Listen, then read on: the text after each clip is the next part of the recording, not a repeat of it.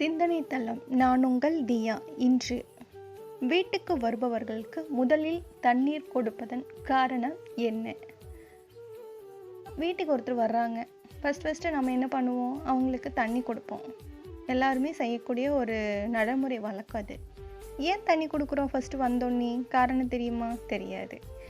ஏன்னா நம்ம முன்னோர்கள் ஒரு ஒரு செயலை செய்கிறாங்கன்னா அதுக்கு பின்னாடி பல காரணங்கள் இருக்கும். அதில் தண்ணி ஏன் வந்தோன்னே கொடுக்குறோம் அப்படிங்கிறத நம்ம தெரிஞ்சுக்க போகிறோம். எதனால் நம்ம கொடுக்குறோம் அப்படின்னா, தண்ணி எல்லாரோட மனிதர்களோட மனநிலையை மாற்றக்கூடிய அற்புதமான சக்தி உடையது. நம்ம கோவப்படுவோம், வெறுப்புணர்ச்சியாக இருப்போம். அந்த மாதிரி இருக்கிற மனநிலைகள் எல்லாம் தண்ணி குடித்தோம்னா அது மாற்றிடும்.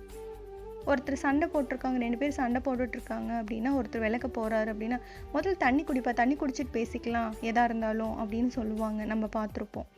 ஏன்னா அப்படி சண்டை போட்டுட்ருக்கிறவங்க தண்ணி குடித்தாங்கன்னா அவங்க மனநிலை சாந்தமடையும். சாந்தமடைஞ்சு நம்ம நார்மல் நிலைக்கு வருவாங்க. அப்போ அவங்களுக்கு சொன்னால் புரியும் அப்படிங்கிறதுக்காக தான் அதை செய்வாங்க. அதே பழக்கத்தை தான் வீட்டுக்கும் கொண்டு வந்தாங்க.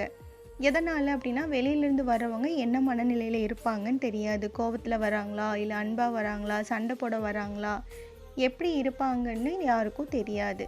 ஸோ வந்தவங்களுக்கு யாராக இருந்தாலும் வந்தவங்களுக்கு தண்ணி கொடுக்குற மூலம், அவங்க தண்ணி குடிஞ்சு அவங்களோட மனநிலை சாந்தமடைகிறது மூலம் நம்மளோட வீட்டில் எந்த ஒரு தாக்கமும் இருக்காது, வீட்டுக்கு எந்த ஒரு பாதிப்பும் இருக்காது. அப்படிங்கிறக்காக தான் நம்ம முன்னோர்கள் வழிவகுத்த ஒரு விதிமுறை வந்ததும் தண்ணி கொடுக்கறது.